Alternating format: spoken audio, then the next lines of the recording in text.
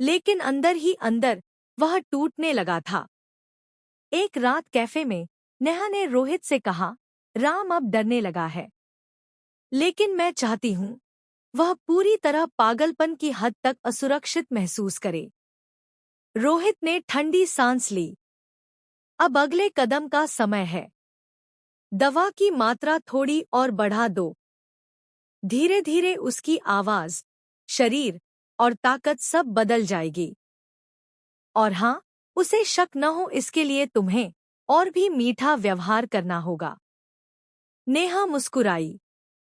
मीठा जहर, यही तो सबसे असरदार होता है। राम अब हर सुबह आईने के सामने खड़ा होकर खुद को देखने लगा था। कभी उसे लगता उसकी छाती पर अजीब सी कसावट है, कभी लगता उसके बाजू ढीले हो रहे हैं। आवाज में भी भारीपन की जगह हल्की नरमी आने लगी थी। उसने नेहा से कहा, नेहा, मुझे लगता है मैं बीमार हूँ। मेरी बॉडी बदल रही है। नेहा ने उसके कंधे पर हाथ रखा। शायद तुम सोच रहे हो ज्यादा। देखो, मैं तुम्हारे साथ हूँ। अगर जरूरत पड़ी तो डॉक्टर के पास भी चलेंगे। राम ने उसकी आंखों में देखा। उसे पहली बार नेहा की मुस्कान में कुछ अजीब लगा, जैसे वह उसकी हालत से परेशान नहीं, बल्कि खुश हो। लेकिन उसने दिमाग झटका और सोचा, नहीं, यह मेरा भ्रम है। दिन बीतते गए। राम ऑफिस जाना टालने लगा।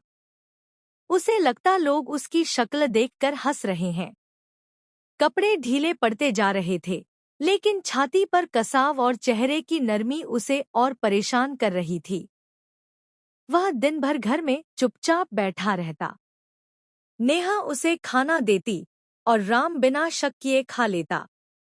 हर निवाले के साथ उसका पुरुषत्व और तेजी से मिट रहा था। एक रात जब राम सो रहा था, नेहा चुपचाप उसके पास बैठी। उसने राम के चेहरे पर हाथ फेरा। वह चेहरा, जो कभी अहंकार से भरा होता था, अब डरासामा और कमजोर लग रहा था। नेहा ने धीरे से फुसफुसाया, ये तो बस शुरुआत है, राम। अब तू समझेगा कि औरत होना कैसा होता है, निरंतर डर, असुरक्षा और अपमान में जीना। उसकी आंखों में अब कोई आंसू नहीं थे, सिर्फ जीत का नशा था।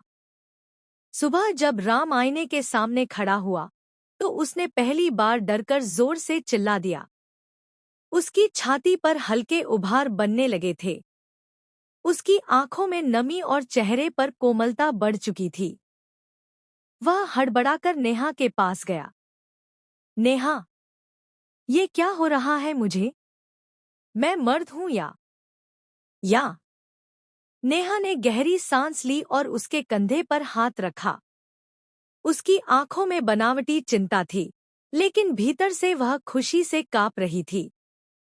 राम, शायद तुम्हें किसी स्पेशलिस्ट को दिखाना पड़ेगा। लेकिन घबराओ मत, मैं तुम्हारे साथ हूं।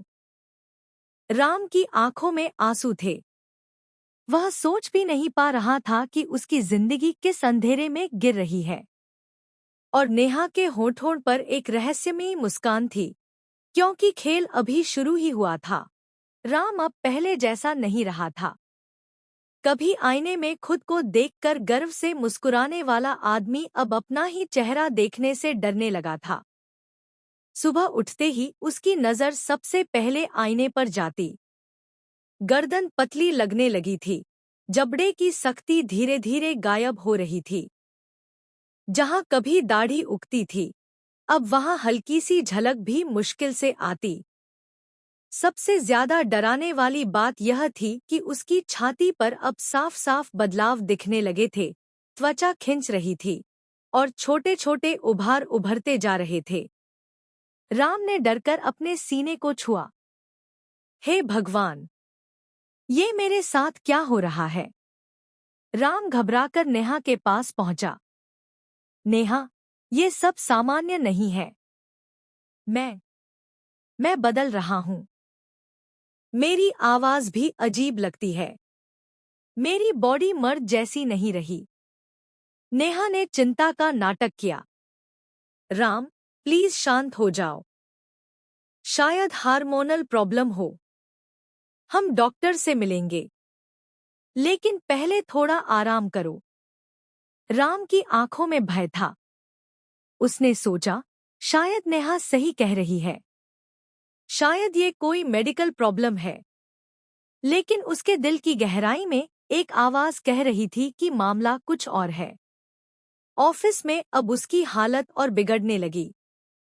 कर्मचारियों ने उसकी चालढाल में बदलाव नोटिस किया। राम का भारी, आत्मविश्वासी कदम अब धीमा और अजीब हो चुका था। एक दिन कैफेटेरिया में 2 कर्मचारी फुसफुसा रहे थे। देखा, बॉस को लगता है जैसे जैसे औरतों जैसा हो रहा है। हाँ, उसकी आवाज भी बदल रही है। कुछ तो गड़बड़ है। राम ने ये बातें सुन ली। उसके भीतर गुस्सा उमड़ा, लेकिन गुस्सा निकालने की ताकत ही नहीं थी। वह चुपचाप अपना बैग उठाकर ऑफिस से निकल गया। उस दिन के बाद से उसने ऑफिस जाना लगभग बंद कर दिया। अब वह ज्यादातर घर में बंद रहता, पर्दे खींचकर। बाहर की दुनिया उसे जैसे डराने लगी थी। राम का यह डर नेहा के लिए जीत थी। शाम को जब राम चुपचाप सोफे पर बैठा रहता, नेहा मुस्कुराकर उसके पास जाती। राम, देखो न, तुम अब कितने बदल गए हो। याद है, जब तुम दूसरों औरतों को घूरते थे, तब मैं तुम्हें कितनी बार समझाती थी। अब शायद तुम समझ पाओगे कि औरत होना क्या होता है। लोगों की नजरें, समाज का मजाक और अंदर से टूटना। राम गुस्से से कांप उठा। तुम ये सब क्यों कह रही हो? क्या तुम्हें मेरी हालत देखकर अच्छा लग रहा है? नेहा ने उसकी आंखों में झांका और धीमे से कहा, शायद। राम हक्का बक्का रह गया। उसके मन में एक डरावना शक और गहरा हो गया। क्या नेहा को सब पता है? उधर नेहा रोज रोहित से मिलती और रिपोर्ट देती। राम अब घर से निकलना बंद कर चुका है। हर दिन उसका शरीर और बदल रहा है। लेकिन अभी तक उसे शक नहीं है कि ये सब मेरे कारण है। रोहित ने ठंडी हंसी हंसी। बहुत बढ़िया। अब उसके मानसिक खेल की बारी है। उसे बार बार आईने में देखने दो। उसे महसूस कराओ कि वह मर्द नहीं रहा। जब उसका आत्मविश्वास पूरी तरह टूट जाएगा, तब हम उसे वहीं धकेलेंगे जहां हम चाहते हैं। नेहा ने सिर हिलाया। राम ने मुझे कभी महत्व नहीं दिया। अब मैं उसकी हर सांस पर राज करूंगी। एक सुबह राम ने खुद को आईने में देखा। उसकी आंखों में आंसू आ गए। चेहरा इतना बदल चुका था कि वह खुद को पहचान भी नहीं पा रहा था। गाल पतले, होंठ नरम और आंखों में एक अजीब सी नमी। सबसे ज्यादा डराने वाली बात यह थी कि उसकी छाती अब साफ तौर पर औरतों जैसी दिखने लगी थी। उसने खुद को जोर से थप्पड़ मारा। नहीं, ये मैं नहीं हूं। मैं राम हूं। मैं मर्द हूं। लेकिन आईने में दिखता चेहरा उसका मजाक उड़ा रहा था। राम रोता हुआ नेहा के पास गया। नेहा, मुझे बचाओ। मुझे नहीं पता मेरे साथ क्या हो रहा है। प्लीज कुछ करो। नेहा ने उसके आंसू देखे, लेकिन उसमें दया नहीं, बल्कि संतोष जग उठा। उसने धीमे से कहा, राम, शायद अब भगवान तुम्हें सजा दे रहे हैं। जो औरतों को सिर्फ शरीर समझता था, वही अब खुद औरत जैसा बनने लगा है। ये उसी का नतीजा है। राम उसकी बात सुनकर सन्न रह गया। उसे लगा जैसे नेहा उसके साथ नहीं, बल्कि उसके खिलाफ खड़ी है। कुछ दिन बाद पड़ोस की महिलाएं घर आईं। वे बातें कर रही थी और राम गलती से कमरे से बाहर आ गया। महिलाओं की नजर उसके चेहरे और बदले हुए शरीर पर पड़ी। एक ने धीमे से कहा, ये राम है। अरे, इसे क्या हो गया है? लगता है औरत जैसा हो गया है। दूसरी ने हंसकर कहा, शायद नेहा की किस्मत ही खराब है।